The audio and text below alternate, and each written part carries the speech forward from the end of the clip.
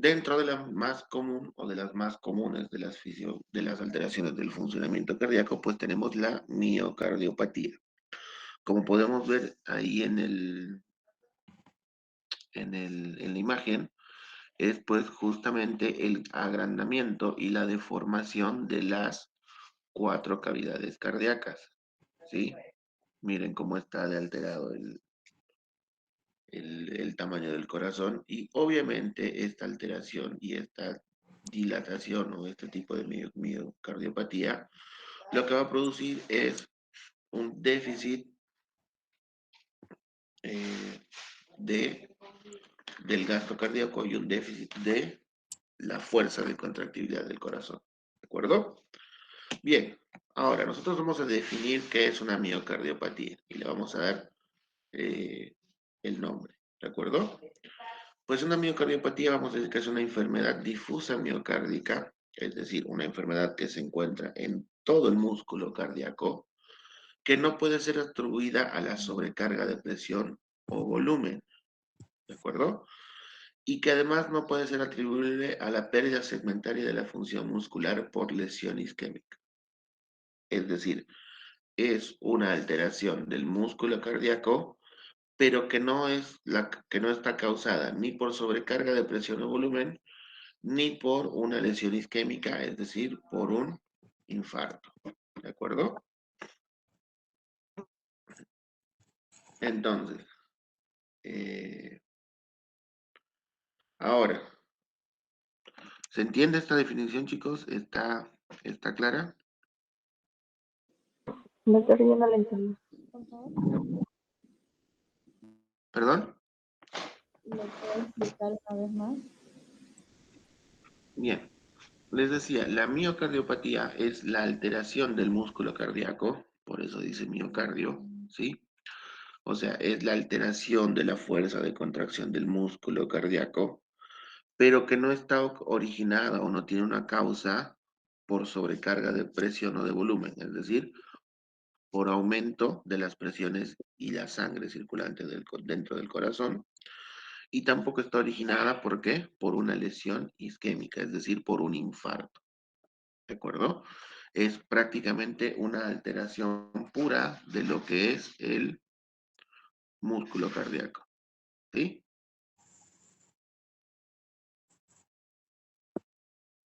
Ahora sí,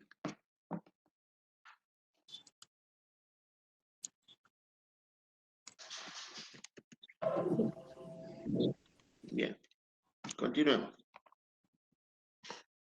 Ahora, nosotros tenemos que ver que hay tres tipos importantes de miocardiopatías, ¿de acuerdo? O de alteraciones de la musculatura del corazón. La primera y la más común, la miocardiopatía dilatada, ¿sí? Como están viendo ahí, es el agrandamiento del corazón. El agrandamiento del corazón y la alteración de las funciones de contractibilidad de los ventrículos y de las aurículas. ¿Sí? Entonces, ahí está pues la alteración. ¿De acuerdo? Segundo, tenemos la miocardiopatía de tipo hipertrófica. Y noten la diferencia. ¿Sí? Este, la diferencia es que en este caso la alteración está en el músculo cardíaco, pero que está aumentado de tamaño. ¿Sí? O aumentado en la cantidad de fibras prácticamente. Miren la diferencia, es como que el músculo cardíaco está engrosado y es como que se hubiera ido más o menos al gimnasio. ¿De acuerdo? Ahí está la diferencia. Entonces, ahí tendríamos ya dos tipos de alteraciones del miocardio, ¿sí? La dilatada, que es cuando las fibras musculares se alargan, ¿sí? Por eso tenemos esa deformidad del corazón. Y la hipertrófica, que es cuando las fibras musculares del corazón están engrosadas, ¿de acuerdo?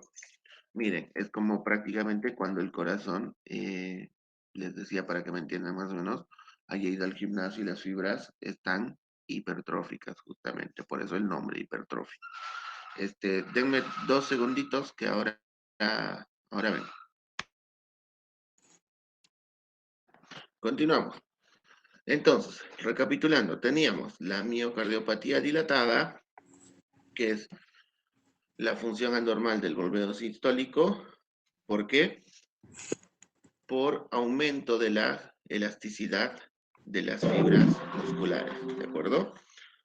Aquí vamos a poner un ratito el puntero láser y miren, las fibras musculares no están engrosadas. Lo que sí está es, ¿alguna vez han visto cuando estiran mucho una liga? ¿Me pueden decir qué es lo que pasa cuando se estira mucho una liga? Se vuelve un poquito más delgado. Exactamente, se vuelve un poquito más delgada. Bien, ¿qué otra característica tiene? Una liga Se alarga estirada. un poco más ya la liga. Se alarga un poco más la liga. Bien, aumenta de tamaño justamente. Perfecto. ¿Qué más? Se rompe. Se rompe cuando le estiras mucho. Bien. ¿Qué más? Ya no regresa a su tamaño normal. Exactamente, ya no regresa a su tamaño normal. Bien. ¿Qué más?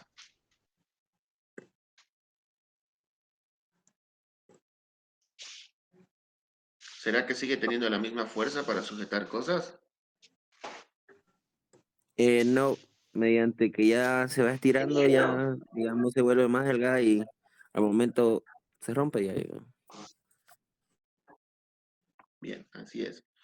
Y antes de romperse, obviamente, lo primero que pasa es que pierde la fuerza, ¿verdad? Para contener o para agarrar las cosas, la liga. O más o menos para que se entienda, otro ejemplo muchísimo más claro de lo que pasa en la miocardiopatía dilatada es cuando inflamos los globos grandes, ¿sí? ¿Alguna vez han inflado un globo grande, lo han dejado mucho tiempo inflado y después lo han vuelto a desinflar? El globo queda eh, totalmente alterado en la forma y nunca recupera su forma original, ¿verdad?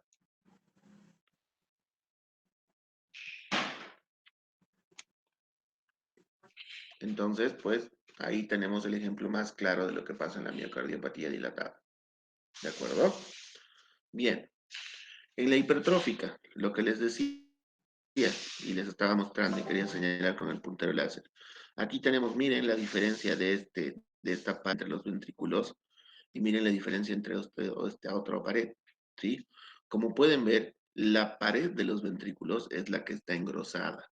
Y si ustedes notan, pues miren la diferencia de tamaños entre los ventrículos, ¿sí? Son más chiquititos, por ende se llenan con menor volumen sanguíneo. Y para poder ver o apreciar mejor, aquí tenemos otra diferencia. Este sería el tamaño normal de un ventrículo, ¿sí? Miren cómo se altera en la miocardiopatía dilatada, cómo crece de tamaño.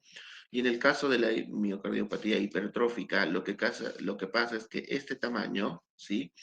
Se disminuye, es decir, este ventrículo se hace mucho más chiquito de lo normal, ¿sí? Entonces, acuérdense que el gasto cardíaco está con qué medida está dada por la fuerza de contractibilidad de los ventrículos, uno, y ¿qué? Por el volumen, ¿de acuerdo? Entonces, ¿acá el volumen va a estar alterado? Sí. ¿Será que tiene la misma fuerza para contraerse este corazón? Pues no, no termina de vaciarse completamente este ventrículo dilatado. Entonces, aquí estamos teniendo una pérdida de la fuerza, ¿sí? Por eso el gasto cardíaco va a estar bajo. En este otro caso tenemos una pérdida de ¿qué? De volumen, porque el ventrículo va a estar disminuido de tamaño. Entonces aquí hay otro motivo por el cual el gasto cardíaco se ve afectado, ¿sí? Y en la miocardiopatía restrictiva, ¿notan la diferencia en estas fibras musculares? ¿Notan estos pequeños puntillados?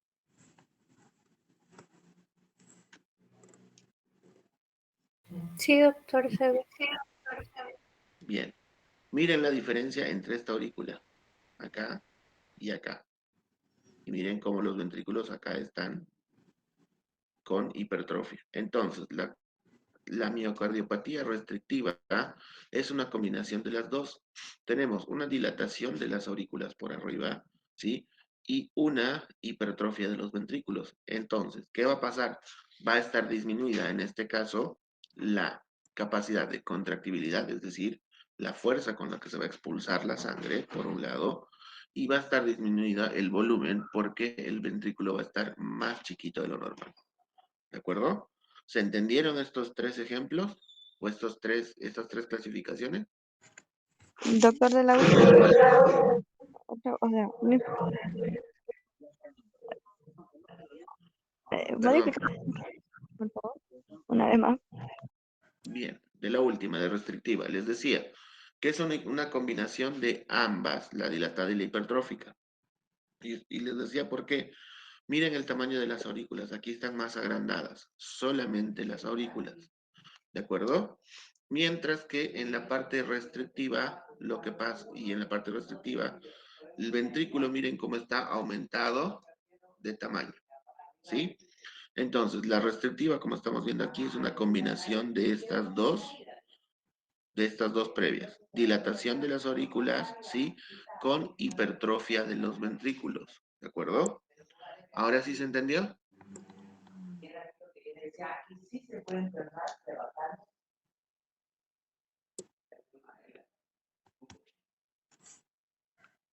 Chicos, ¿ahora sí se entendió? Sí, doctor. Bien. Ahora, nosotros aquí vamos a terminar de entender y de explicar la miocardiopatía dilatada. ¿De acuerdo? A ver, ustedes, ¿quién de ustedes se anima a dar, recordando los conceptos que acabamos de explicar, cuál sería la miocardiopatía dilatada? Sería cuando hay un aumento en la elasticidad de las fibras musculares. Bien, perfecto. Hay un aumento, una pérdida de la elasticidad de las fibras musculares. Perfecto. Bien, ¿cuál sería la característica de una miocardiopatía hipertrófica? Que en vez de que se gaste su elasticidad, las fibras del corazón se engruesan. Exactamente. Bien, el corazón está engrosado. Perfecto. ¿Y de la restrictiva? Es la combinación de ambas. Las aurículas se dilatan, sus fibras musculares están dilatadas y Ya. los ventrículos están hipertroficados. Bien, perfecto. Así es. Así es, bien, perfecto, se entendió entonces. Bien, ahora, ¿qué más podemos decir nosotros? Aquí entra una característica.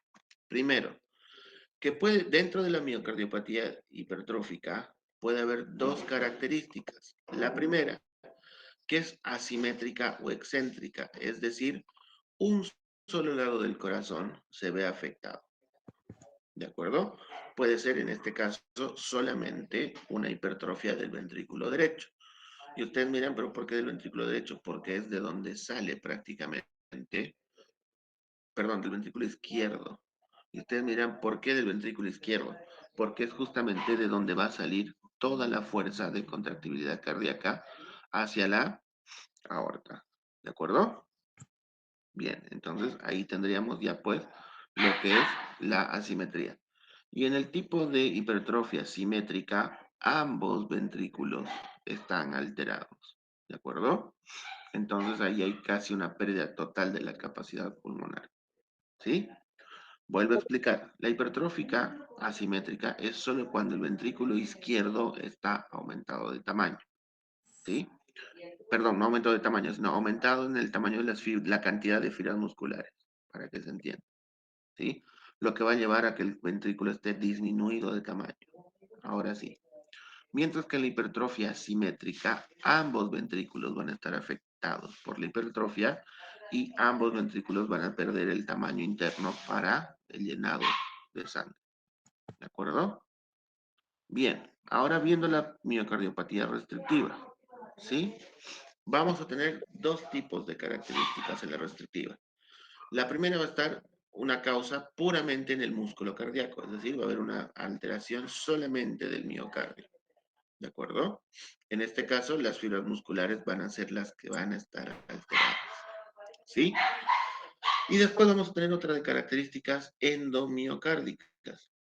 Es decir, que la membrana que recubre la parte interna del corazón también va a estar alterada y el músculo también, ¿sí? De las dos, la más grave es pues la endomiocárdica. ¿Por qué?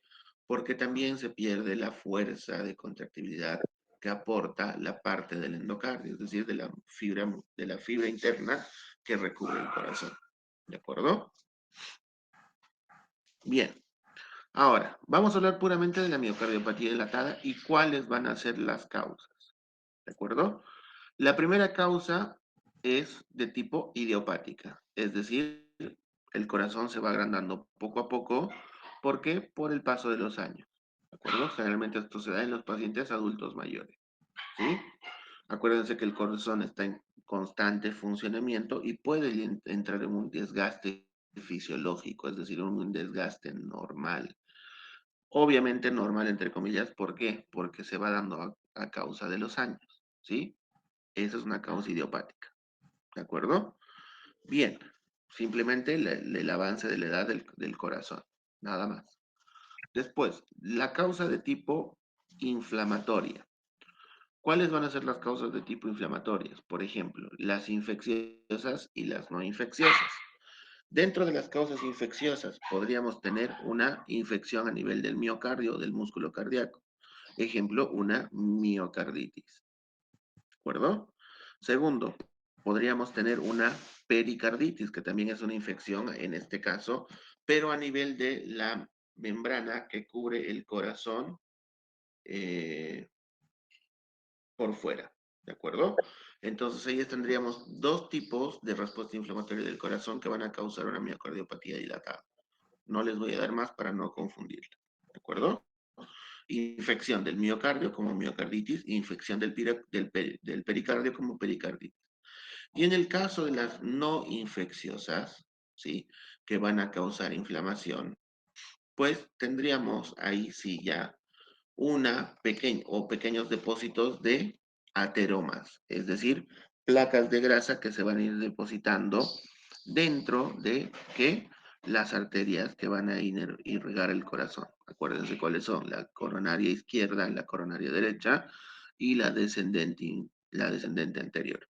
Y ustedes dirán, ¿por qué? Pues porque como el flujo sanguíneo va a estar disminuido hacia las fibras musculares del corazón, pues acuérdense que eso nos lleva a la hipoxia, y la hipoxia, no en grandes cantidades obviamente, nos lleva a producir una respuesta inflamatoria.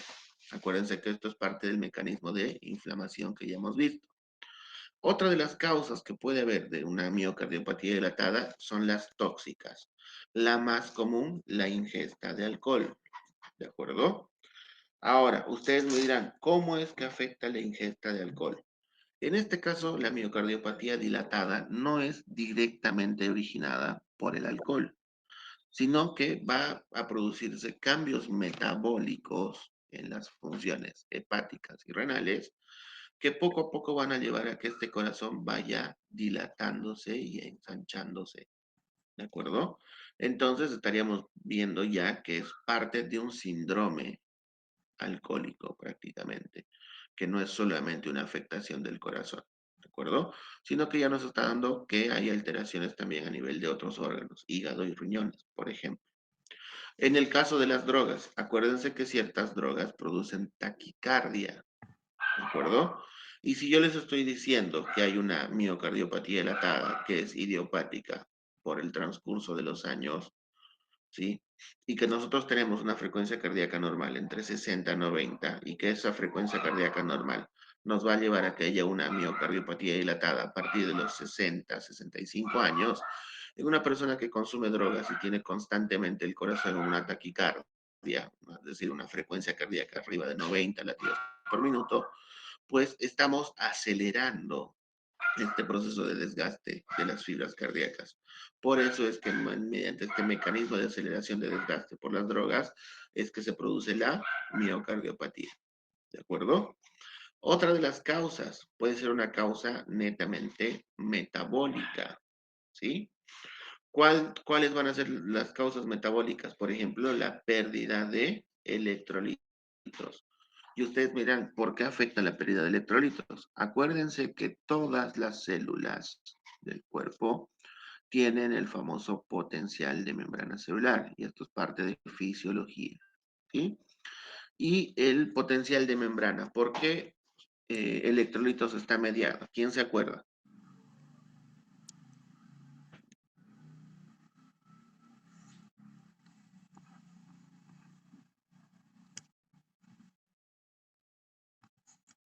Ángela, Fátima, a ver, ¿cuáles son los electrolitos que median o el potencial de membrana de las células en general?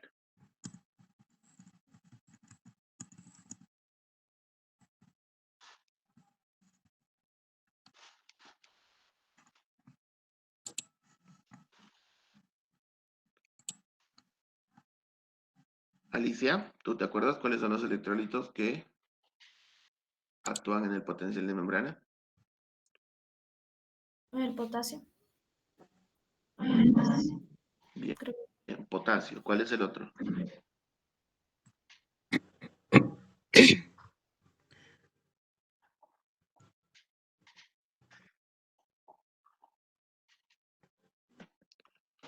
Bien, uno es el de la potasio. imagen que ¿Cuál nos es el otro?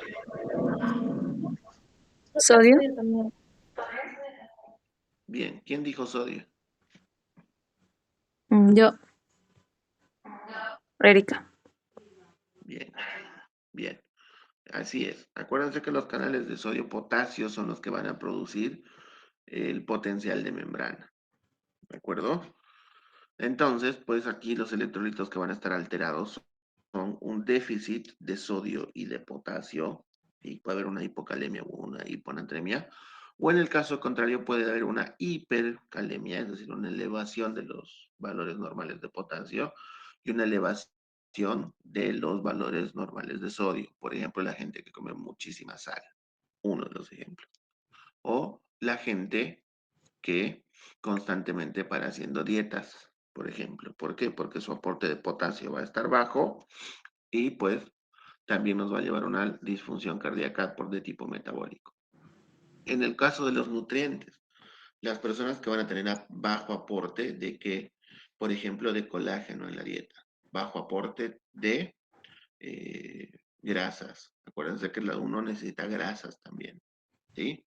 ¿Bajo aporte de qué? Por ejemplo, algo que pasa mucho con los veganos, a bajo aporte de proteínas, ¿de acuerdo? Entonces, hay que tener mucho cuidado con el tipo de alimentación que tenemos, ¿sí?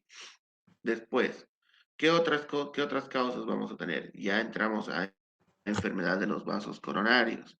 ¿Qué tipo de enfermedad? Alguna estenosis o estrechez de los vasos coronarios que están disminuidos en su tamaño. Puede pasar que se endura los vasos coronarios porque se depositan cristales de calcio, o en este caso ya pues podríamos decir que los pacientes que han cursado con un infarto y se han recanalizado, es decir, se les ha colocado un stent, ¿de acuerdo? Después, otra de las causas, como podemos ver, la cardiopatía con antecedentes familiares. Por ejemplo, va a haber una alteración en la neuromiopática. ¿Qué significa esto? Que va a haber una alteración en la conducción de electricidad de las fibras nerviosas que van a producir la miocardiopatía dilatada. ¿De acuerdo? Y después tenemos pues enfermedades valvulares o insuficiencias valvulares. Por ejemplo, una estenosis aórtica, una estenosis mitral, que son las válvulas que hemos visto cuando hemos diseccionado el corazón.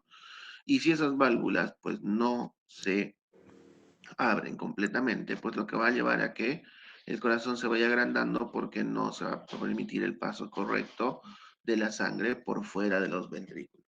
¿De acuerdo? Entonces ahí tendríamos ya pues las causas de la miocardiopatía dilatada. Bien, ¿cuál es la fisiopatología? Primero, hay una dilatación de las cámaras cardíacas. Ventrículos en primera instancia, aurículas en etapa terminal. Bien, ¿qué va a pasar con esta dilatación? Como toda la sangre que está dentro del ventrículo no se puede expulsar o no se puede vaciar, el volumen residual, es decir, porque siempre queda un poquito de sangre dentro de los ventrículos por más que se contraigan en su totalidad, pues este poquito de sangre que queda normalmente va a aumentar, es decir, va a haber un aumento del volumen residual, ¿de acuerdo? Con disminución de la fracción de eyección. ¿Y qué es la fracción de eyección? Es prácticamente la fuerza con la que sale la sangre desde los ventrículos. Pues entonces, si hay aumento del volumen residual, es decir, hay aumento de la cantidad de sangre que queda en el fondo del ventrículo y que no puede salir hacia el exterior, va a haber una disminución de la fuerza. ¿Por qué? Porque no va a fluir la sangre con la misma intensidad que debería fluir normalmente. ¿De acuerdo? Estas dos cosas a qué nos van a llevar. Primero, que hay un mecanismo de compensación parcial, ¿sí? Por el mecanismo de Frank-Starling. ¿Cuál es este mecanismo de Frank-Starling? Pues es el que nos dice que a menor volumen residual, mayor fuerza de eyección. ¿De acuerdo? Entonces, pues, este mecanismo de Frank-Starling es el que va a dar compensación en primera instancia. ¿Sí? Y lo que nos va a permitir, eh,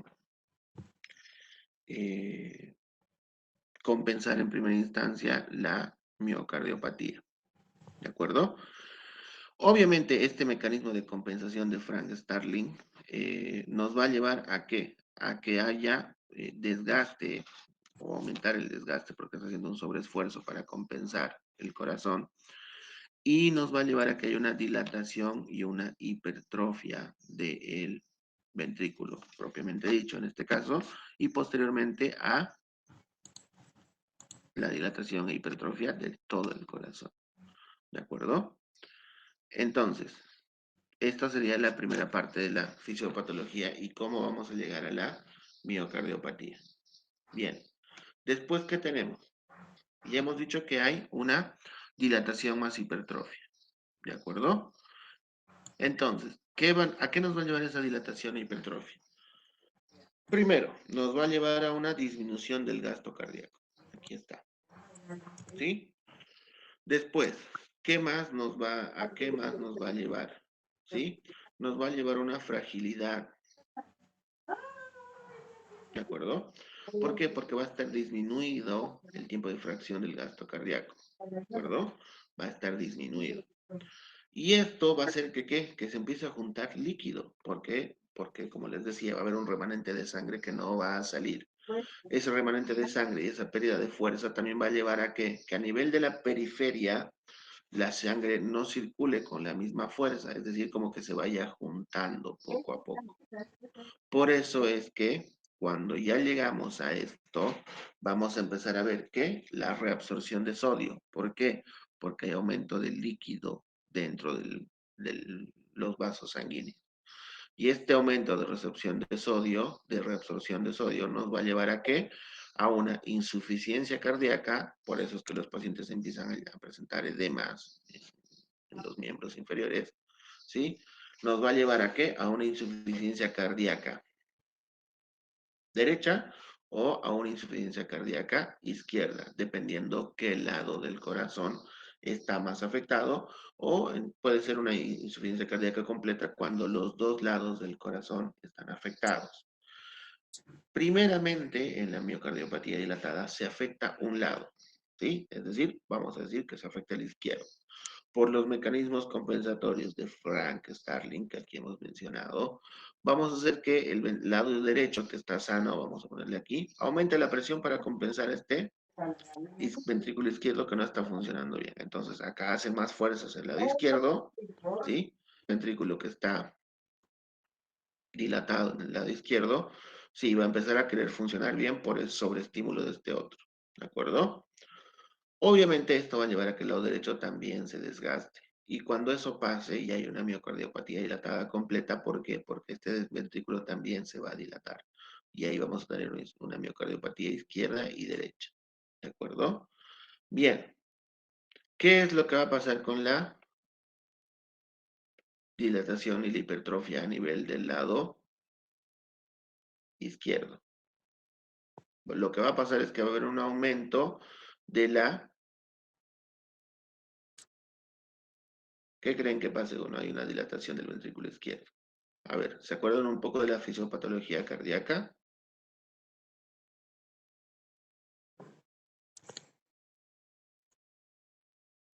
El volumen residual aumenta. Bien. En este caso va a haber una elevación de la presión diastólica final del ventrículo izquierdo. ¿De acuerdo? Vamos de vuelta. Aumento de la presión diastólica final del ventrículo izquierdo o dilatación propiamente dicha. ¿De acuerdo? Y en este otro caso, en el lado derecho, lo que va a haber es un aumento del volumen diastólico final del ventrículo izquierdo. ¿Sí? Esas son las causas de insuficiencia cardíaca. En el caso de la falla cardíaca izquierda o la insuficiencia cardíaca izquierda, va a haber una elevación de la presión diastólica final en el ventrículo izquierdo. ¿De acuerdo? Y en el caso de la insuficiencia cardíaca derecha, lo que va a haber es un aumento del volumen diastólico final del ventrículo izquierdo. ¿De acuerdo? Son las dos causas que nos van a llevar a una insuficiencia cardíaca derecha o a una insuficiencia cardíaca izquierda. ¿De acuerdo? Bien, entonces, vamos a ver ahora los mecanismos neuromorales. ¿Cuáles son los mecanismos que van a causar la miocardiopatía dilatada? Por ejemplo, una alteración del sistema nervioso simpático, es decir, de la autonomía del corazón. Aquellas personas que están haciendo, por ejemplo, crisis de ansiedad repetitivas, que nos van a llevar a qué? A que involuntariamente la frecuencia cardíaca está alta. Entonces, como nosotros no podemos controlar de manera voluntaria la frecuencia cardíaca, pues lo que pasa es que el sistema nervioso se altera y nos va a llevar por desgaste a una miocardiopatía dilatada. ¿De acuerdo? Después, ¿se acuerdan del sistema renina-angiotensina-aldosterona? Que nosotros lo hemos visto. ¿Alguien me puede decir cuál es?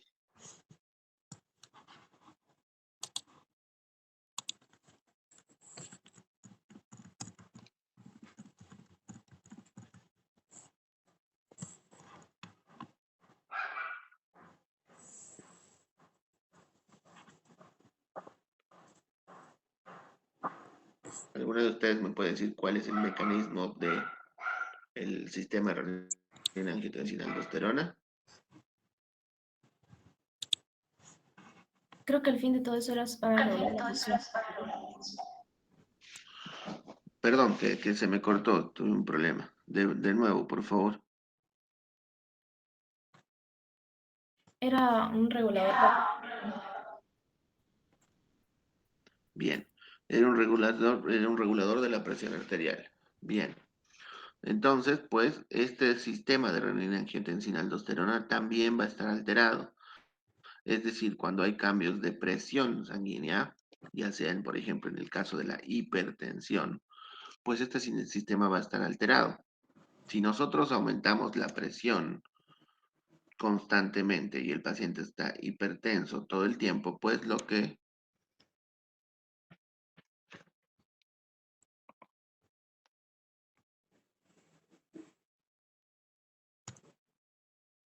pues ha caído. No hay un mecanismo regulador.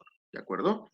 Entonces, pues, este sistema de renina-angiotensina-aldosterona, pues va a hacer que nos lleve una miocardiopatía dilatada. ¿Por qué? Pues porque va a haber una presión arterial alta constantemente. ¿Sí?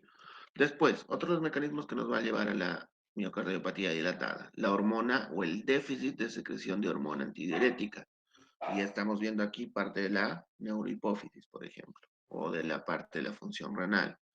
¿Por qué? Porque la hormona antidiurética es lo que nos va a permitir que uno deje de orinar, porque por algo dice el nombre antidiurética. ¿De acuerdo? Pues en este caso, ¿qué va a pasar con la hormona antidiurética? Generalmente, si estamos diciendo que hay un déficit, en este caso el déficit va a ser que haya aumento de secreción, no baja secreción. Y ustedes miran por qué aumento de secreción. Porque va a evitar que la persona orine, empiece a retener líquidos, va a aumentar el volumen sanguíneo circulante y nos va a llevar a la miocardiopatía dilatada por aumento de volumen circulante. ¿De acuerdo? Después, volvemos a las cadenas de inflamación. Si nosotros hablamos de prostaglandinas, acuérdense de la fisiopatología inflamatoria, ya estamos hablando de qué? De que hay algún proceso alrededor de la fibra muscular, llámese pericarditis, miocarditis. Estamos hablando de respuesta inflamatoria a una infección, por ejemplo. ¿Sí? Y otro que también es de respuesta inflamatoria, pues tenemos las citoquinas, las endotelinas, el sistema calicreína y las quininas. Desde las prostaglandinas hasta las citoquinas y endotelinas son puramente mediadores de respuesta inflamatoria. Acuérdense. ¿Sí? Después, ¿qué pasa? Puede haber también una alteración de el factor de relajación del endotelio.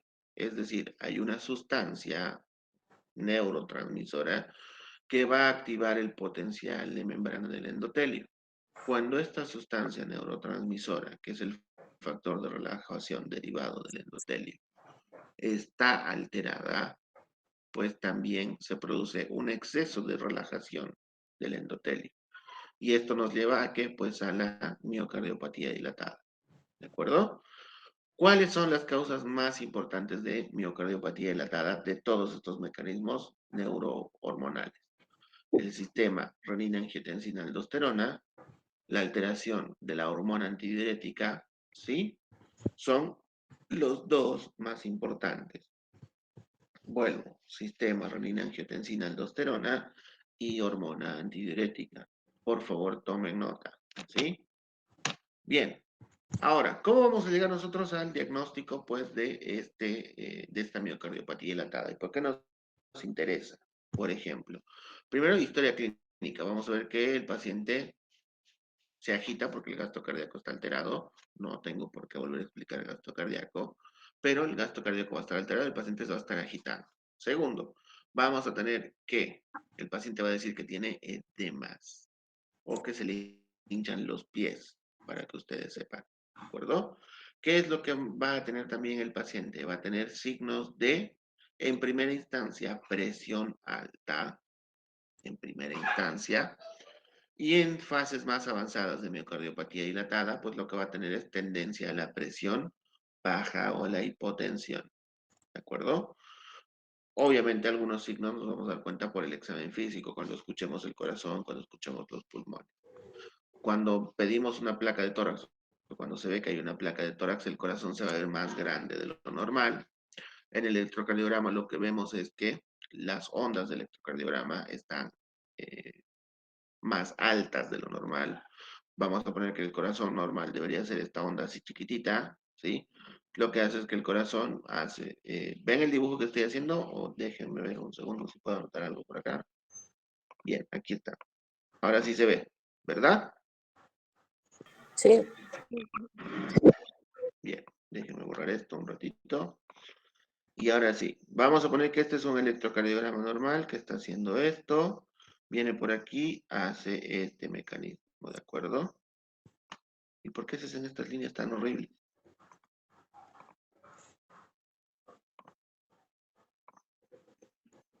Déjenme borrar esto un ratito. Y ahora vamos a ver si con esto puedo... Pues no se ve. Ahí está. Vamos de vuelta. Aquí tenemos la línea del corazón. Hacemos esto. Y este sería el tamaño normal de una... Vuelvo al punto. ¿Por qué pasa esto? A ver. Este sería el tamaño normal de una onda cardíaca. ¿De acuerdo? Hasta ahí hace el QRS. Baja otra vez. Bueno. Y ahí. Esto sería la onda normal. ¿De acuerdo? Miren cómo tiene una punta hacia arriba y hacia abajo normales. ¿De acuerdo? En el caso del electrocardiograma con miocardiopatía dilatada, lo que vamos a ver es que viene la onda así chiquitita, hace algo así, y de pronto sube hasta aquí arriba, ¿sí? Ahí baja otra vez, ¿sí? Y baja, y vuelve a subir, ¿sí? Entonces, vamos a ver que esta onda o este complejo QRS que se llama en el electrocardiograma, pues va a estar alterado, va a estar más agrandado de lo normal, ¿de acuerdo? Esto es porque la elasticidad, acuérdense, del corazón está disminuida, ¿de acuerdo?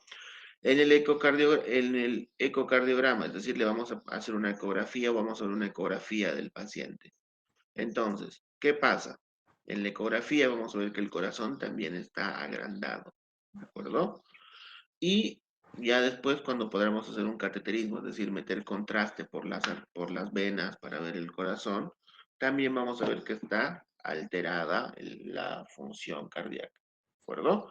Lo más importante siempre es la historia clínica y la exploración física. Después, otro de los métodos más sencillos para llegar al diagnóstico de una miocardiopatía es la radiografía de tórax con el corazón más grande de lo normal y se puede ver. ¿De acuerdo? Bien, ahora vamos a ver cuáles son las formas específicas de la miocardiopatía dilatada, es decir, las presentaciones a causas de ciertas enfermedades. Por ejemplo, el alcoholismo. ¿De acuerdo? El alcoholismo nos va a llevar directamente a una miocardiopatía dilatada porque vamos a ver que hay alteración de la fuerza de contracción del músculo cardíaco y por ende va a haber un agrandamiento. Mira, pero ¿por qué? Porque acuérdense que el alcohol lo que produce es, en primera instancia, deshidratación. Y al haber deshidratación va a haber una alteración de los canales de sodio-potasio y por eso se va a perder la fuerza de contractibilidad cardíaca. ¿De acuerdo? Lo que les estaba explicando anteriormente, la hipertensión arterial que nos lleva a la miocardiopatía dilatada. ¿Por qué? Porque la presión periférica está totalmente alterada, está elevada, y el corazón tiene que tratar de hacer más fuerza para vencer esa resistencia periférica causada por la hipertensión arterial. La miocardiopatía periparto, esto se da más que todo en las mujeres embarazadas, ¿de acuerdo? La verdad es que, revisando libros de fisiopatología, habla mucho de la miocardiopatía periparto, cuando supuestamente se da que la mujer embarazada hace los famosos esfuerzos o los pujos para poder tener el bebé en un parto normal, ¿sí? O en este otro caso dicen que se puede dar también cuando el útero está muy agrandado de tamaño y hay una compresión de los vasos sanguíneos a nivel del abdomen, ¿de acuerdo? Ahora, la realidad es que si a mí me preguntan si yo he visto una miocardiopatía periparto alguna vez, pues la verdad es que no la he visto. Sí se las tengo que mencionar porque en los libros de fisiopatología se hablan, pero vuelvo al punto, yo no he visto una. Decirles que he tenido alguna paciente con miocardiopatía periparto, pues sería mentirles. Pero les estoy dando las dos causas, ¿de acuerdo? La fuerza que hace la mujer embarazada en el momento del trabajo de parto y cuando hay compresión de los grandes vasos abdominales porque el útero está muy aumentado de tamaño, ¿sí? Otra de las causas de miocardiopatía dilatada, la enfermedad de Chagas, ¿sí? Y acuérdense que esto puede atacar también al hígado o puede atacar al intestino grueso. Pero la enfermedad de Chagas prácticamente es el parásito de... ¿Qué parásito es el que causa la enfermedad de Chagas? ¿Alguien se acuerda? ¿O alguien sabe? ¿La vinchuca?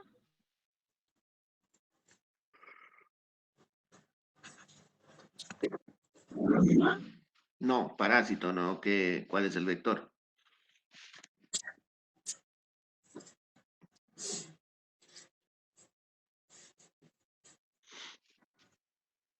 Alejandra, Alejandra Gallegos, ¿cuál es el parásito que causa la enfermedad de Chagas? No me acuerdo, doctor. ¿No es el ¿Qué? tribosoma Cuchi, algo por ahí? Tribosoma Suchi, algo por ¿Qué? ahí. Sí, Vallejo. Tripanosoma. Eso, Tripanosoma. no, es triponosoma Chuy, algo por ahí. Tripanosoma cruzi. Eso. No Bien, puedo pronunciar bien. bien, estuviste cerca. Bien, la enfermedad de Chagas está causada por un parásito, así es. cuyo vector es la vinchuca, es decir, el que lo va a transportar para llegar al cuerpo humano, y está causado por el parásito que es el Trypanosoma cruzi, ¿de acuerdo? Esa es la causa de la enfermedad de Chagas. Bien, entonces ese parásito se va a alojar dentro de las fibras musculares y va a producir la dilatación o la pérdida de la fuerza de contracción del corazón. Bien, por virus, en el caso de que haya una miocarditis viral, ¿de acuerdo? Sarcoidosis, cuando estamos hablando de enfermedades autoinmunes, ¿de acuerdo? La sarcoidosis es un tipo de enfermedad autoinmune. Miocardiopatía isquémica, aquí estamos hablando que hay una alteración, volvemos para atrás, de los vasos que irrigan el corazón, llámese descendente anterior, coronaria izquierda y coronaria derecha, con sus correspondientes accesorios, ¿de acuerdo? Entonces ya estamos viendo que aquí hay una falta de irrigación sanguínea al corazón. Y la miocardiopatía dilatada, causada por el síndrome de inmunodeficiencia adquirida, que es el SIDA, que ya prácticamente es cuando estamos hablando de que el HIV, que es el virus de insuficiencia humana, está llegando en su fase terminal y se transforma en el SIDA, ¿sí? Y va a producir ya prácticamente muchas fallas orgánicas, y pues una de ellas va a ser la miocardiopatía dilatada. ¿Por qué? Por irritación del miocardio con justamente los virus del HIV. ¿De acuerdo? Bien, entonces, siguiente. Ahora, ¿cuál es la fisiopatología de la miocardiopatía dilatada por alcohol? Que es una de las causas que hemos visto, ¿verdad? Aquí está, alcohol. Primero, va a haber un hábito alcohólico, es decir, el paciente va a estar acostumbrado a tomar etanol, que es el alcohol propiamente dicho, ¿sí? ¿Esto a qué nos va a llevar? Esto nos va a llevar a que haya un aumento intracelular del fosfotiriletanol, que es la molécula que se degrada del etanol, ¿de acuerdo? Ligada al fósforo, por si acaso. Esto nos va a llevar a que haya aumento de etilésteres. ¿Qué son los etilésteres? Son otra sustancia que se produce de la degradación del etanol en el cuerpo, que nos va a alterar los ácidos grasos, ¿de acuerdo? Bien, ¿qué va a pasar con estos dos, o estas dos sustancias? Que nos van a llevar al cambio de potencial de membrana en los miocitos. Y principalmente va a haber citotoxicidad, es decir, va a haber destrucción, ¿sí?, de los miocitos, ¿de acuerdo? Y esto nos va a llevar a una miocardiopatía alcohólica. Entonces, vuelvo al punto. Por etilismo, la persona va a estar acostumbrada a tomar alcohol. ¿Qué es lo que va a pasar? Este alcohol se va a metabolizar en el cuerpo, a nivel del hígado y del intestino, y nos va a aumentar dos valores, el fosfetiletanol, ¿sí?, y el etilester, que son ácidos grasos, ¿de acuerdo? Esto, ¿dónde va a haber este acúmulo? Dentro de la célula. ¿De qué célula estamos hablando? Del miocito cardíaco, es decir, del músculo cardíaco, ¿de acuerdo? ¿Qué es lo que va a pasar con esto? Va a haber un cambio en la membrana de los miocitos. Y esto nos va a llevar a que haya una citotoxicidad, es decir, prácticamente una pequeña destrucción. Y pues esta destrucción y esa citotoxicidad nos va a llevar a la miocardiopatía alcohólica. ¿De acuerdo? Bien. Entonces, ahora hablando del mal de Chagas, ojo, aquí estoy viendo las causas más comunes de estas de causas específicas. Ya hemos visto alcohol, pero las más comunes. Chagas. Primero, en la fase aguda, porque acuérdense que el parásito tiene dos fases. Primero, la fase aguda, que es cuando hay parasitosis miocárdica, ahí está el Trypanosoma cruzi, ¿sí? Está la fase aguda y la fase latente. La fase aguda es cuando los parásitos están dentro del miocardio, hay una inflamación, hay elevación de la frecuencia cardíaca, hay elevación de la presión arterial, hay un ritmo de galope. ¿Cuál es el ritmo de galope? Pues aumenta un tercer ruido cardíaco. ¿Alguna de ustedes ha escuchado el sonido del galope del caballo?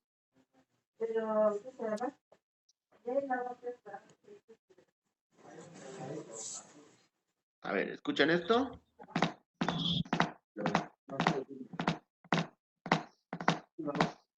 ¿Escuchan el ruido que estoy haciendo o el sonido que estoy haciendo? Sí. Sí. Bien, lo normal es que el ruido cardíaco haga...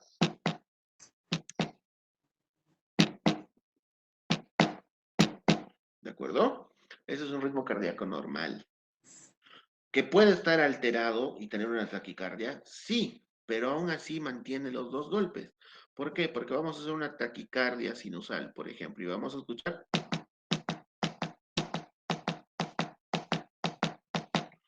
¿Escuchan? Sigue manteniendo los dos golpes. Mientras que en el ritmo de galope, lo que va a pasar es que se aumenta un tercer ruido, y escuchen la diferencia.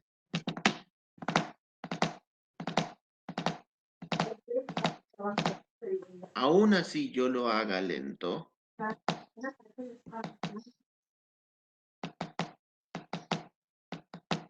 se escucha el tercer ruido.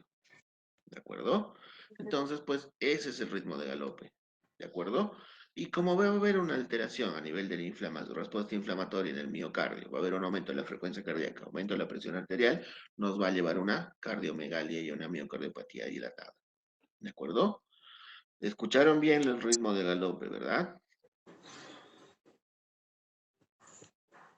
Sí, doctor, se escuchó. Bien. Ahora, en esta fase aguda, cuando los parásitos están invadiendo el miocardio, pues va a haber toda esta respuesta inflamatoria.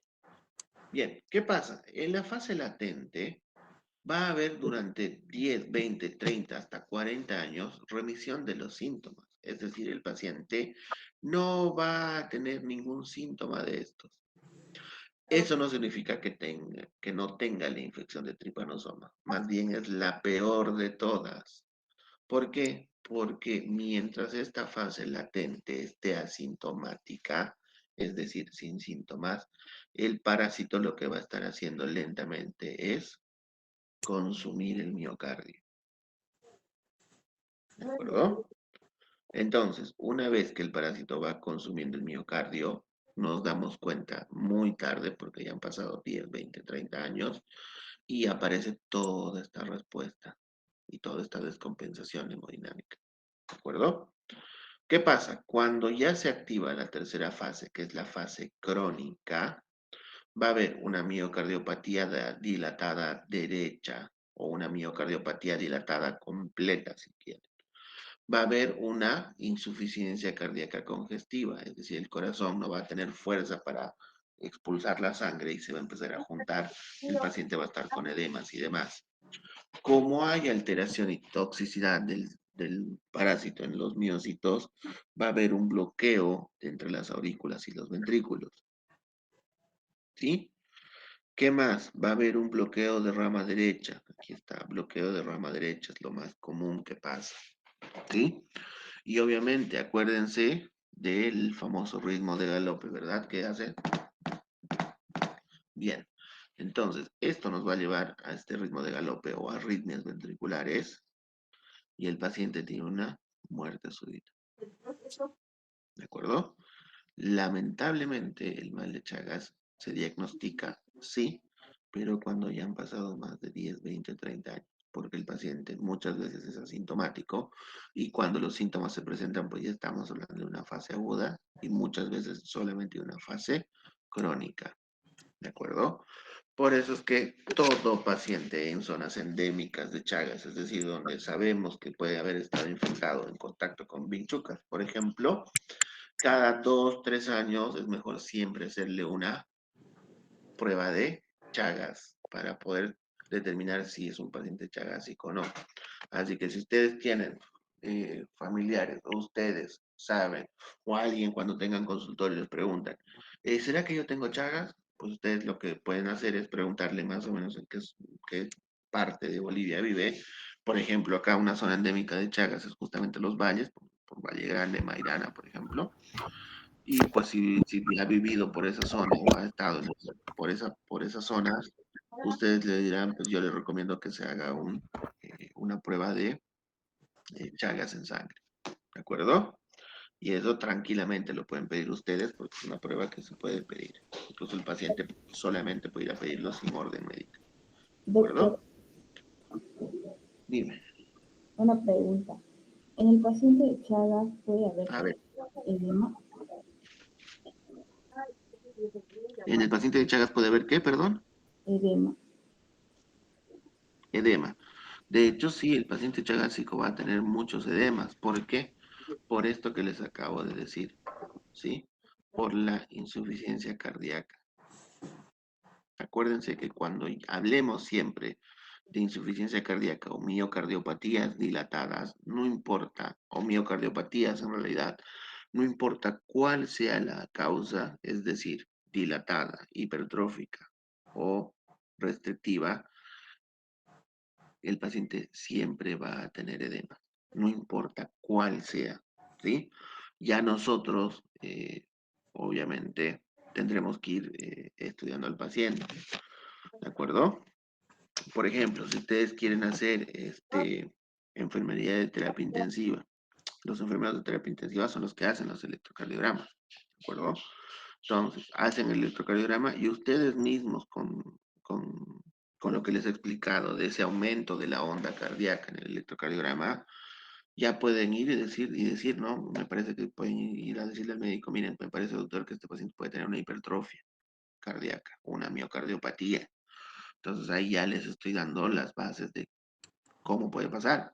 Ahora, dentro de lo que es enfermería de emergencia, por ejemplo, o emergentología en la parte de enfermería, también los enfermeros hacen electrocardiogramas, ¿sí?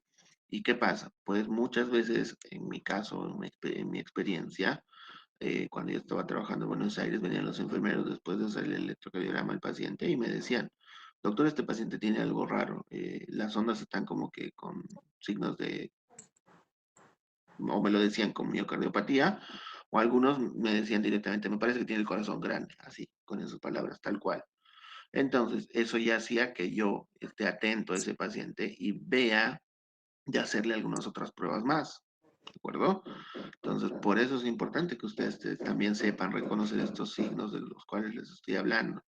Porque acuérdense, les he dicho, ustedes forman parte de un equipo, que es el equipo de salud, está conformado por médicos y enfermeras. Entonces, pues ahí también ustedes pueden participar con este tipo de diagnósticos. Y si saben reconocer estas cosas, pues que mucho mejor. O por ejemplo, imagínense que ustedes estén haciendo la provincia, ¿sí? Vayan a hacer su rotación por provincia y de pronto tengan un paciente y van a ser ustedes las únicas que van a estar en ese lugar, porque hay lugares de verdad que no hay ni médicos y están con el interno, con el médico interno, que está haciendo también su rotación por provincia. Entonces ustedes pueden hacer un electrocardiograma, si es que tuvieran algún electrocardiograma a mano, y van a poder reconocer todos estos signos de miocardiopatía. Y ustedes mismas van a poder orientar a su paciente y decirle, no, mire, mejor vaya, no sé, a un hospital a un nivel superior para que lo controlen, o mejor vaya a hacerse esto. Para eso es que ustedes están aprendiendo todo esto, para que lo apliquen cuando estén haciendo sus prácticas o cuando ya estén en sus lugares de trabajo. ¿Sí? Entonces, la pregunta, ¿un paciente con Chagas puede tener edemas? Pues sí, puede tener edemas y aquí está la respuesta, por la miocardiopatía dilatada o por la insuficiencia cardíaca a la que va a llegar. ¿Sí? Bien. Ahora, ¿cuáles van a ser los objetivos terapéuticos? ¿O qué es lo que nosotros debemos intentar hacer con nuestro paciente si sospechamos que tiene una miocardiopatía dilatada? Primero, disminuir los síntomas de insuficiencia cardíaca. ¿Qué le podemos dar? Diuréticos para que trate de orinar y eliminar ese edema que le está produciendo. ¿De acuerdo? Pueden indicarle si ustedes mismas tienen, pueden usar furosemida, le dan una ampolita. Si ustedes ven que hay un paciente, por ejemplo, en su consultorio que llega con edemas, una sola ampolla, ojo, no les estoy diciendo que le coloquen 20, colocan una sola ampolla de furosemida y dicen, ¿saben qué? De su consultorio de enfermería lo pueden derivar tranquilamente, ¿sí? Hay que tratar de optimizar la calidad de vida, explicarle al paciente que tiene que cuidarse con la alimentación, cuidarse con la ingesta de sodio, de sales, cuidarse con la ingesta de grasas, cuidarse con la ingesta de líquidos, ¿sí? Tenemos que tratar de disminuir la progresión de la disfunción ventricular. ¿Cómo? Pues controlando todas estas cosas que les he explicado, ¿sí? Y todo esto nos va a llevar a qué? Pues a tratar de mejorar el pronóstico prolongando la supervivencia. Hoy por hoy, un paciente con miocardiopatía dilatada, inclusive inclusive hablando de un paciente que está con un infarto y que ha tenido daño cardíaco, el pronóstico de supervivencia hoy por hoy es de hasta 25 a 35 años. ¿De acuerdo? Ese es el pronóstico de vida que nosotros manejábamos allá en Buenos Aires. Por ejemplo, nosotros teníamos a veces pacientes que llegaban a una unidad de emergencia, le hacíamos todo y llegaba con un infarto. Posterior a ello hacía su miocardiopatía dilatada. Perfecto. Pero nosotros dándole tratamiento a ese paciente de 75, 80 años, le estábamos aumentando el pronóstico vital para que pueda llegar a más edad, ¿sí? De hecho, yo he tenido pacientes de hasta 105 años de edad y han estado perfectos en un estado de salud que realmente sorprende, ¿sí? Bien, ¿qué es lo que vamos a hacer o cómo tenemos que orientar nosotros a nuestros pacientes? ¿Qué es lo que tenemos que decirles? Por ejemplo, señor, ¿sabe qué? Si se le hinchan los pies, échese en cama, no haga mucho esfuerzo, o si se va a sentar, levante los pies para que baje los edemas, ¿sí? Y en todo caso, si vemos que está con falta de aire, le podemos decir que se acueste con los pies levantados, o que se siente con los pies levantados, ¿de acuerdo? Después, ¿qué más? Podemos dar una terapia vasodilatadora. Ejemplo, ustedes les llega algún paciente en sus consultorios de enfermería y tiene signos de cardiopatía, le pueden dar algún vasodilatador, ¿sí? Por ejemplo, el nitrato de isosorbide, por ejemplo, ¿sí? Y esto también les va a orientar a qué. Porque a veces les puede pasar que ustedes están ahí en su casa, como siempre les digo, no faltan los vecinos comedidos que dicen, ay, está estudiando enfermería y vamos. Hoy les van a decir, ¿saben qué? Tengo un paciente, mi familiar que está con dolor de pecho y está hipertenso. Ojo, les estoy describiendo síntomas de infarto. También son síntomas de infarto. Dolor de pecho, sudoración, sensación de falta de aire. Entonces, ¿qué le dan ustedes a ese paciente? Nitrato de isosorbide. Solo le dan un comprimido para poder mejorar el gasto cardíaco y que el paciente pueda sobrevivir. ¿De acuerdo? Después, si ustedes tienen un paciente y lo atienden, por ejemplo, y saben que tiene una miocardiopatía dilatada, siempre pregunten si están tomando digoxina. Aquí está la digoxina. Y ustedes me dirán, ¿por qué? Porque la digoxina también va a llevarnos a qué? A mejorar la miocardiopatía dilatada. ¿De acuerdo? Para las que quieran hacer lo que es terapia intensiva, más adelante, pues se utiliza mucho la dopamina o la dobutamina para mejorar el gasto cardíaco. También se utiliza. ¿De acuerdo? Se utiliza bastante. Son sustancias que van a mejorar la fuerza de contracción muscular del corazón. Y acuérdense siempre, ¿sí? Si ustedes tienen algún conocido, familiar o alguien y les dicen, mira, yo tengo el corazón agrandado, pregúntenle si toma algún tipo de anticoagulante, siempre. ¿Por qué? Porque acuérdense que les dije que hay restos de sangre del ventrículo que no llegan a salir, ¿se acuerdan? Estos restos de sangre que no llegan a salir, si no están en movimiento, pueden formar coágulos. Y estos coágulos pueden formar, ¿qué? Trombos que van a llegar después o que pueden salir del ventrículo del corazón hacia el torrente sanguíneo y hacer las famosas embolias que dice la gente o los accidentes isquémicos cerebrales. Entonces siempre es bueno decirles si ustedes tienen algún familiar o algún paciente que les digan o algún vecino que va y les dice, che, yo tengo el corazón agrandado, ¿qué puedo tomar? Y no sé qué. Ustedes pueden decirle tranquilamente, ¿saben qué? Yo te recomiendo que vayas a hacerte controlar, ¿sí? Mientras tanto estás haciendo reposo en cama, trata de no caminar mucho, si te falta el aire, sentate con las piernas levantadas, ¿sí? En el caso de que esté muy mal, le pueden dar lo que les decía, el nitrato de isosorbide, una sola pastillita bajo la lengua, no le va a hacer nada, pero es una sola. Preguntar si toma alguna medicación previa, como los digitales. Esto se lo dejamos para los terapistas y las enfermeras de terapia intensiva, pero les sugerimos que tome un anticoagulante, uno de los más conocidos, una aspirina. Le damos una aspirina ahí para que tome, o le decimos, mira, mientras vas a sacar un turno o controlarte, ¿por qué no tomas aunque sea una sola aspirina por día? Con eso basta, ¿de acuerdo? La aspirina de 100 miligramos ayuda como anticoagulante y vamos a mejorar muchísimo a este paciente, ¿sí? Y tampoco le vamos a hacer daño. Yo no puedo decirles que si ustedes tienen un consultorio de enfermería, denle, pásenle dobutamina o pásenle dopamina. No, porque estas son sustancias que se utilizan en la terapia intensiva o en las terapias de emergencia, ¿sí? Pero el resto sí, lo del reposo, darle un nitrato de isosorbide, preguntar si está tomando digitálicos y darle la aspirina, le van a salvar la vida, ¿sí? Y no le van a causar daño al paciente. Es importante, ¿sí? Bien. En el caso de la miocardiopatía hipertrófica, ya estamos hablando de otra clasificación, ¿sí? Que teníamos, ¿se acuerdan? La simétrica, que afecta a ambos ventrículos, y la asimétrica o excéntrica, que va a tener obstrucción de la salida del ventrículo izquierdo, obstrucción de la zona media del ventrículo izquierdo, o obliteración de la punta del ventrículo izquierdo, es decir, de la punta del corazón, ¿de acuerdo? En este caso, pues, va, como pues estamos viendo, va a afectar por partes el ventrículo izquierdo, ¿de acuerdo? Bien, entonces, ¿cuáles van a ser las etiologías de la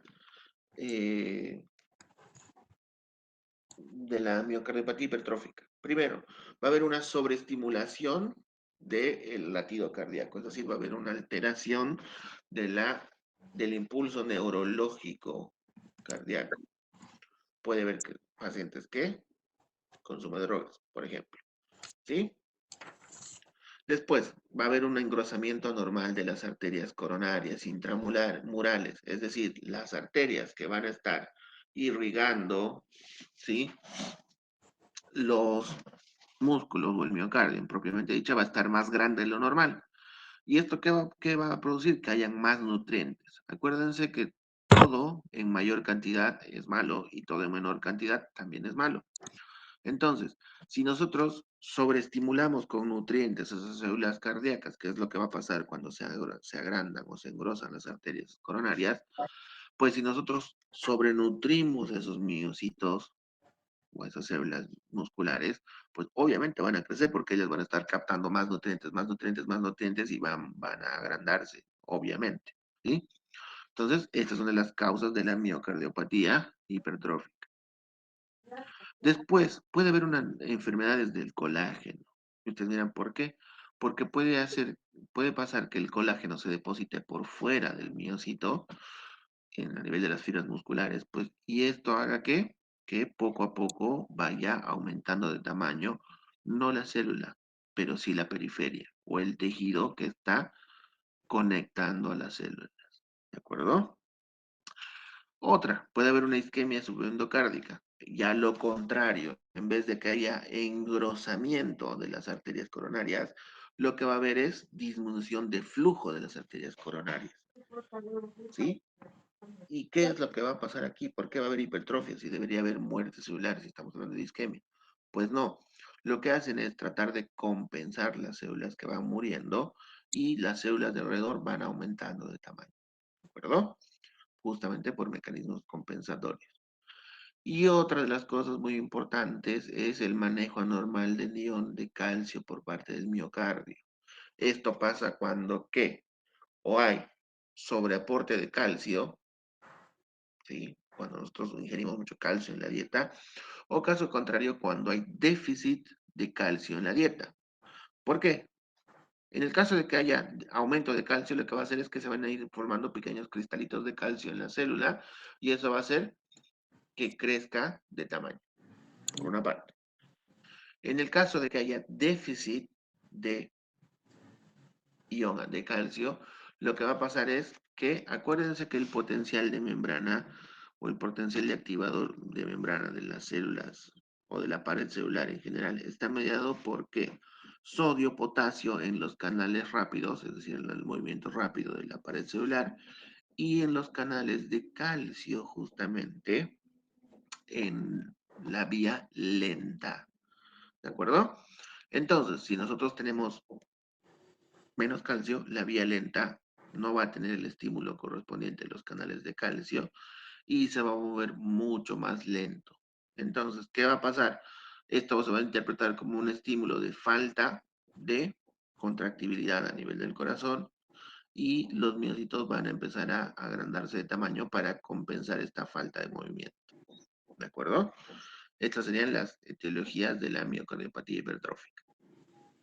Bien, ¿cuáles van a ser los componentes fisiopatológicos? Es decir, ¿cuáles van a ser las características o lo que nos va a llevar principalmente a una hipertrofia?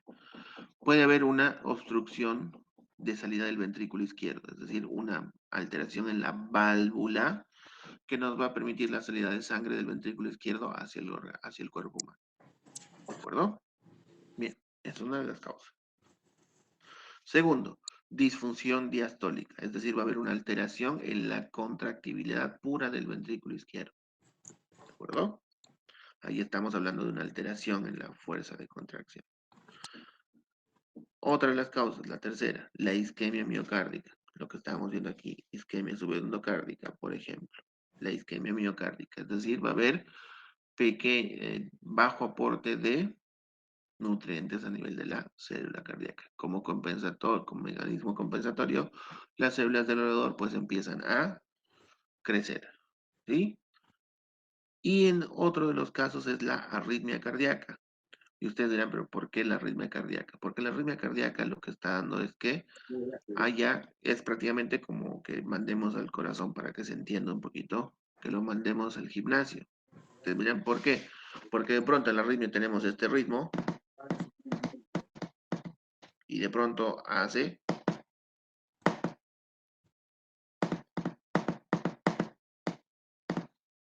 ¿Se dan cuenta? Entonces el ritmo está alterado. De pronto lo ponemos a un ritmo de 100 latidos por minuto y al otro rato está pasando a un ritmo de 60 latidos por minuto. Se está empezando a relajar y otra vez empieza. Entonces ahí estamos haciendo una sobreestimulación. Es prácticamente lo que les decía, estamos mandando a las fibras musculares al gimnasio. Entonces la arritmia causa también una miocardiopatía hipertrófica justamente por estos cambios de ritmo. ¿De acuerdo? Bien, ¿cuál es la fisiopatología? En primera instancia, aumenta o hay una elevación de la función sistólica en la miocardiopatía hipertrófica. ¿De acuerdo? Esto nos va a llevar a ¿qué? A un aumento de la contractibilidad de las fibras. Lo que nos va a llevar en primera instancia a una elevación del gasto cardíaco. Ojo, como estamos hablando de hipertrofia y estamos diciendo que las fibras musculares están en mayor fuerza, tienen mayor cantidad, necesitan más fuerza, hay aumento de la contracción y hay aumento del gasto cardíaco. ¿De acuerdo? Por lo que la fuerza, la fracción de eyección va a estar elevada. ¿De acuerdo? Esto pasa en primera instancia. Esto es lo que pasa en primera instancia cuando hay elevación de la función sistólica. Después tenemos la obstrucción o salida del flujo del ventrículo izquierdo o el ventrículo derecho. En este caso ya estamos hablando de ¿qué? De alteraciones valvulares. ¿Sí? Puede que nosotros en este caso tendríamos que hacer un reemplazo de válvulas, es decir, decirle a la persona que cambie la válvula que está alterado para que todo vuelva a la normalidad. ¿De acuerdo? Después, otra de las causas que puede causar otra de las alteraciones, mejor dicho, perdón, de la miocardiopatía hipertrófica es que hay disminución de la función diastólica. ¿Sí? Y ustedes me dirán, ¿por qué? Porque acuérdense que ese ventrículo está disminuido de tamaño. ¿Sí? Vamos a tratar de volver a esta imagen de aquí atrás. Este ventrículo está disminuido de tamaño. Entonces, ¿cuál es la sístole y cuál es la diástole? A ver, dígame. ¿Qué es la sístole?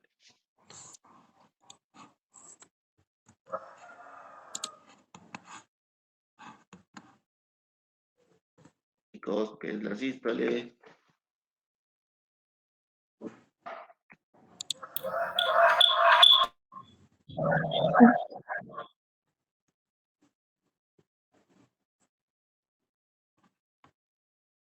La sístole es la primera contracción sístole es la segunda. O sea, primero Bien, la sístole es la contracción. Perfecto. La y sístole la es la otra es contracción y la diástole es lo que se relaja la el dilatación. Bien. Entonces, como el ventrículo está disminuido de tamaño, pues obviamente va a haber una disminución de la función de relajación porque no se va a poder expandir completamente, ¿sí? Y esta función o esta disminución de la función diastólica, ya se lo adelanté, está dada o está originada por la disminución de la distensibilidad y de la compliance ventricular, ¿de acuerdo? Después, ¿a qué nos va a llevar? ¿Sí? Nos va a llevar a la disminución del volumen diastólico final ventricular, ¿sí? Con una elevación de la presión diastólica final del ventrículo, ¿de acuerdo? Vamos de vuelta. ¿Y esto por qué? Porque yo lo estoy poniendo aquí abreviado y se los tengo que explicar, pues imagínense, no me entraba en una diapositiva. Vamos de vuelta. Disminución, ¿sí? Del volumen diastólico final ventricular. Aquí está. ¿Sí? Se los voy a marcar para que se entienda. Disminución del volumen diastólico final ventricular con elevación de la presión diastólica final ventricular. Esas son las dos alteraciones que se producen. ¿Qué es lo que nos va a llevar esto? A que haya un aumento de la contracción y que sea más potente esta contracción. Por ende, volvemos para este otro lado y estamos diciendo que hay una elevación de la función diastólica, elevación de la contractibilidad y por ende elevación del gasto cardíaco. ¿Viendo? Entonces, así se cierra el círculo completo. ¿De acuerdo? Bien. Siguiente. Entonces, ¿cuáles son ahora los objetivos terapéuticos para esta miocardiopatía hipertrófica? ¿Cómo podemos mejorar a nuestro paciente? Primero, deberíamos mejorar la obstrucción al flujo de salida. ¿Cómo? Le decimos, hay que cambiar la válvula. ¿Sí? Porque habría que hacer un recambio valvular. ¿Sí? Después, mejorar la compliancia del ventrículo izquierdo. ¿Cómo? Podemos dar pequeños digitálicos. ¿Sí?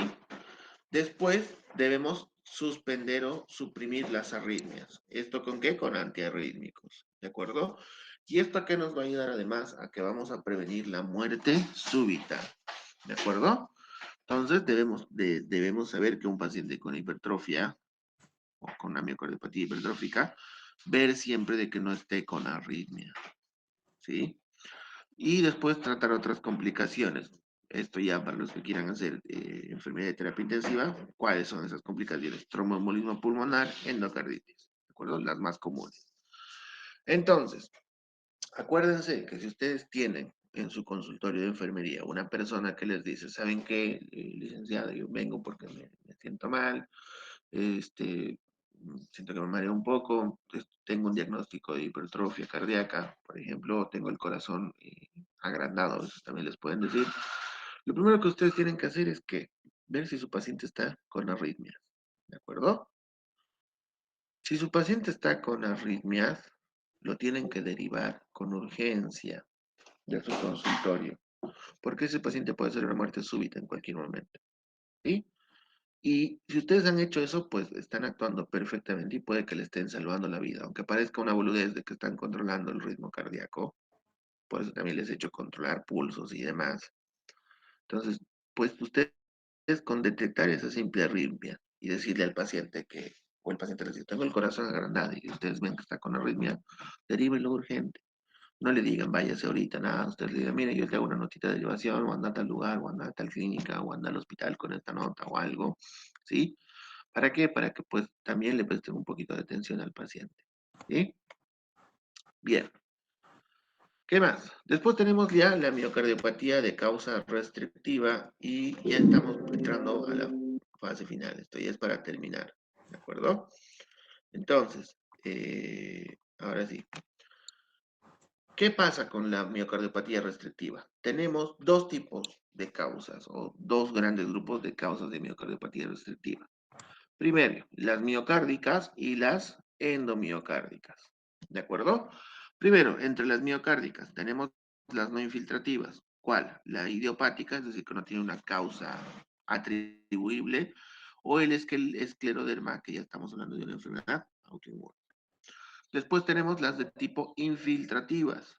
También hablamos de enfermedades autoinmunes. ¿Cuáles? Amiloidosis y sarcoidosis. ¿De acuerdo? Y otro tipo de enfermedad hemática autoinmune es la enfermedad de depósito como como la hemocromatosis. ¿De acuerdo? Prácticamente, cuando estamos hablando de miocardiopatía restrictiva, en las causas miocárdicas estaríamos hablando de casi todas las enfermedades autoinmunes. ¿De acuerdo?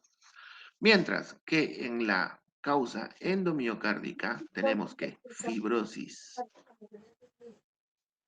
endomiocárdica. Es decir, ¿qué pasa? Hay aumento de fibrinógeno, se endura el endomiocardio y no se puede contraer. ¿De acuerdo? Ahí es como hay un pequeño endurecimiento para que se entienda. ¿Sí? Síndrome carcinoide o síndrome carcinomatoide en pacientes oncológicos. ¿Sí? ¿Qué más? Sea o metástasis cardíaca de pacientes oncológicos. ¿Sí? ¿Qué más? Pacientes oncológicos justamente que han estado recibiendo radioterapia, es decir, le han estado dando radiación. Y tercero, toxicidad por drogas. ¿Qué drogas? Pues la más conocida, cocaína, LSD, entre las más conocidas. ¿De acuerdo?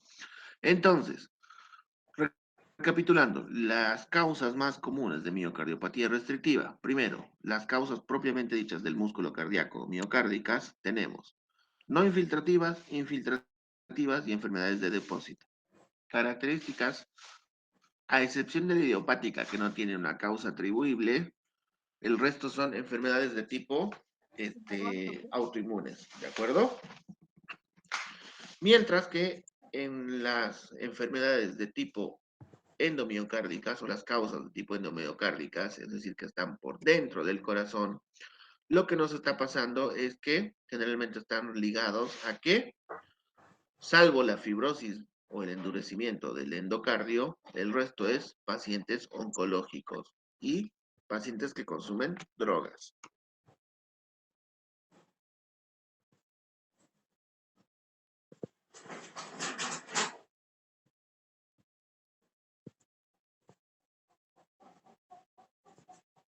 Bien. ¿Se entendió, chicos, esto de las causas de la miocardiopatía restrictiva?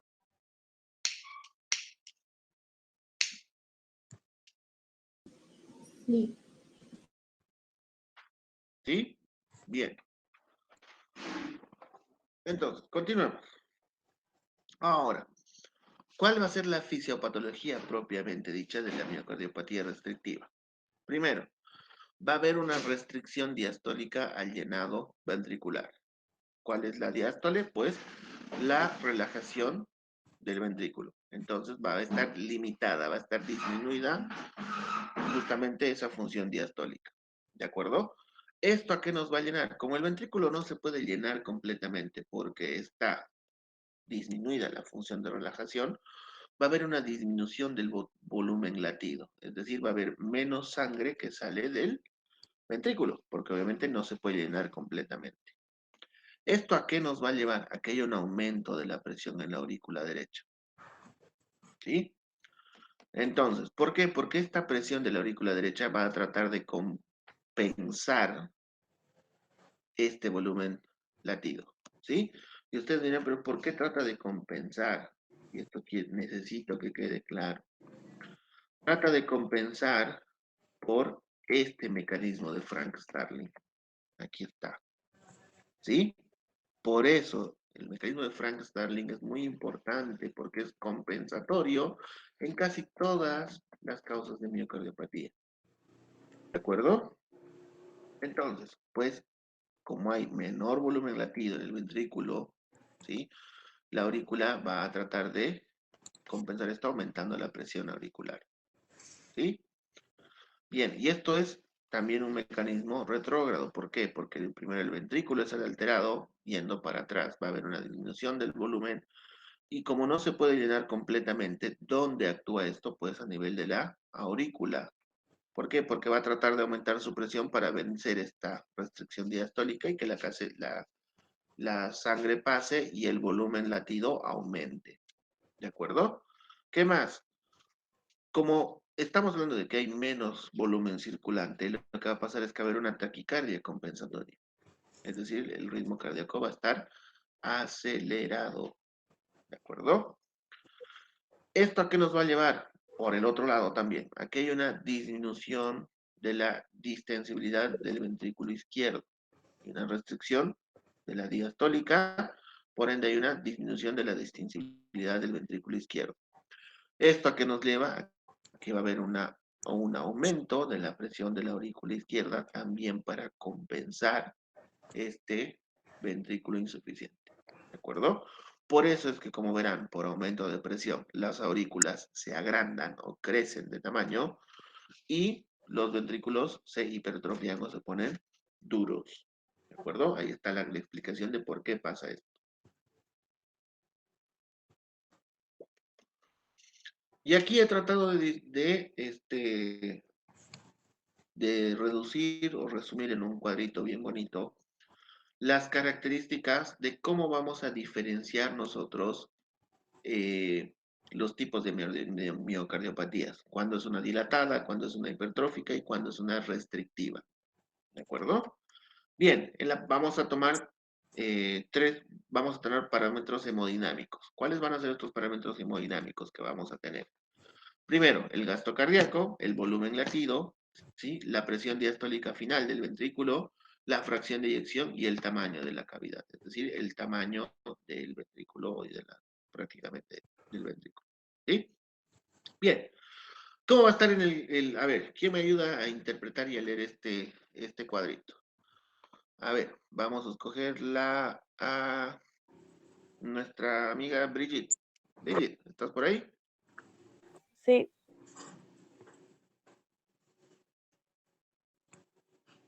¿me escucha? Sí, te escucho. A ver, Brigitte, léeme por favor todo lo que es el gasto cardíaco y dime cuáles van a ser las características del gasto cardíaco, tanto, aquí te voy a ir marcando, tanto en lo que es la miocardiopatía dilatada, la hipertrófica y la restrictiva. A ver, ¿qué características va a tener el gasto cardíaco en la miocardiopatía dilatada?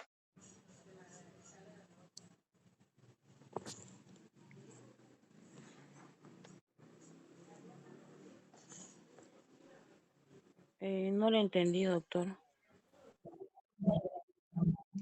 ¿Disminuida? Que quiero que me des. Exactamente, aquí está disminuida. Bien, es interpretar esto, Ah, ya, chicos. ya. ¿Sí? Porque pues si yo se los digo, no van a retener la información. Y no tiene sentido. Sí, yo necesito que ustedes retengan la información. ¿De acuerdo? Entonces, gasto cardíaco en la miocardiopatía dilatada. ¿Cómo va a estar, Brigitte? Disminuida. Bien, en la hipertrófica, Aumentada. bien, va a estar aumentado, puede estar normal. ¿Sí? Y en la restrictiva, Y disminuida. Normal o disminuida. va a estar normal o disminuida. Es leer lo que está en la diapositiva, por favor, Brigitte. ¿Sí? Bien. A ver, vamos a hablar con ahora Carla. ¿Dónde estás, Carla? Doctor, Ahora, dime, ¿cómo va a estar el volumen cardíaco? O el volumen latido, mejor dicho. ¿se escucha? Sí, se escucha, se escucha. En la dilatada va a estar disminuida, en la hipertrófica Bien, puede estar normal o aumentada, y en la restrictiva bien, puede estar normal o disminuida. bien, perfecto. Listo. Alicia, ¿estás por ahí? Sí, doctor, estoy aquí. ¿Qué va a pasar con la presión diastólica final? Ajá. Va a Esa es la estar táctica aumentada, final. en la hipertrófica va a En la estar dilatada, normal o aumentada y en bien, la restrictiva va a estar aumentada. bien. Bien, va a estar aumentada. Perfecto. Muy bien, Alicia. A ver, ¿a quién más tenemos por aquí? Jazmín, ¿estás ahí? Sí, doctor. Bien, Jazmín, ¿qué va a pasar con la fracción de eyección? ¿Es fracción o es parte? En la dilatada se va a ver disminuida, en la hipertrófica se va a ver normal o aumentada, y en la restrictiva se va a ver normal o disminuida. Bien, perfecto. Entonces ahí tenemos las características. Perfecto, muy bien.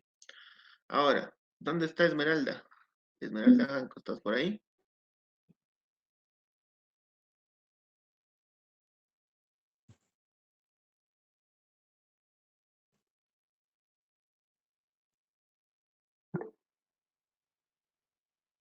Erika.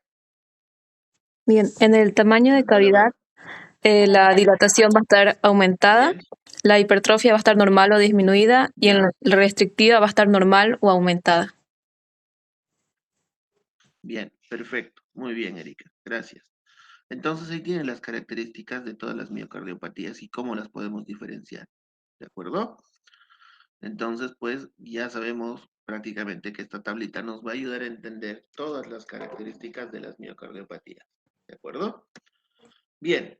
Y ahora, como yo siempre les he estado mencionando de que podemos tener miocarditis o pericarditis que van a causar todas estas alteraciones que hemos hablado, pues vamos a hablar prácticamente de las miocarditis, es decir, la inflamación, que itis es inflamación, la inflamación del miocardio.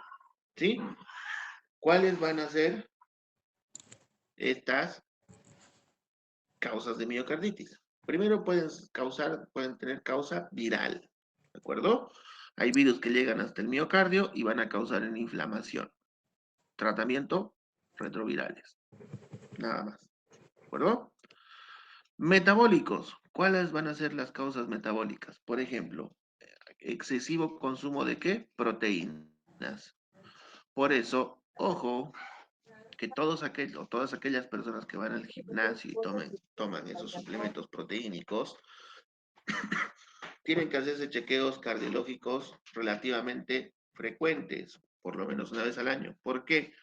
Porque este exceso de proteínas o este exceso de hipermetabólicos que ellos consumen puede llevar a una miocarditis, ¿sí? Por eso es que algunas veces justamente los culturistas que consumen proteínas o hipermetabólicos se quejan algunas veces de dolor de pecho, ¿sí? Porque pueden estar teniendo una miocarditis y pues ahí tienen el problema. Farmacológicos. ¿Qué tipo de fármacos? Por ejemplo, los diuréticos, ¿de acuerdo? Los diuréticos van a causar una miocarditis en el caso de que se consuman en exceso. O también puede estar en el caso de los inmunodeprimidos o los pacientes que están con tratamientos corticoides. ¿De acuerdo? ¿Por qué? Porque los corticoides van a causar inmunosupresión. Entonces, también tenemos que sospechar de una miocarditis en los pacientes que tomen corticoides. De tipo químicos, ¿sí? Cuando eh, estamos en contacto con ciertos tóxicos. Ejemplo, el monóxido de carbono, que es una sustancia tóxica en los pacientes que tienen intoxicación por humo, por ejemplo, es una causa química, ¿de acuerdo? Y en las causas físicas, pues cuando hay un golpe directo sobre el corazón, puede causar una inflamación de la fibromiocárdica y por consiguiente llevarnos a una miocarditis. Por eso es que es muy importante ver los traumatismos torácicos en este caso, para ver si nos lleva a una miocarditis o una respuesta inflamatoria del corazón. ¿Bien? Bien. ¿Cuáles van a ser las manifestaciones clínicas? Las manifestaciones clínicas de una miocarditis. Primero, vamos a tener una radiografía cardíaca normal o aumentada. ¿De acuerdo? ¿Qué más? Podemos tener signos de tromboembolismo pulmonar o síndromes sistémicos. Ejemplo, en el caso de las causas infecciosas, el paciente puede estar séptico, ¿sí? ¿Qué más puede presentar? Puede presentar una arritmia súbita, perdón, una arritmia con muerte súbita, es decir, el corazón empieza a hacer un ritmo de galope y el paciente muere, ¿sí? En el caso de una pancarditis, también hablando de una infección y a una sepsis, pues, ¿qué va a pasar? Va a haber una inflamación tanto del miocardio, del endocardio y del pericardio, es decir, el corazón va a estar completamente irritado por causas infecciosas propiamente dichas. Después, ¿qué más? Va a haber alteraciones en el electrocardiograma a nivel del ST. Bien, y aquí vamos a tratar de hacer el dibujito para que me puedan entender más o menos, ya que no tengo la pizarra, perdón. Aquí está. Ya que no tengo la pizarrita, vamos a intentar hacer... ¿dónde estás? La pluma. Bien. Entonces, ¿qué es lo que va a pasar? Nosotros tenemos el electrocardiograma, habíamos dicho que tiene esta onda por aquí, que es la onda P, ¿sí?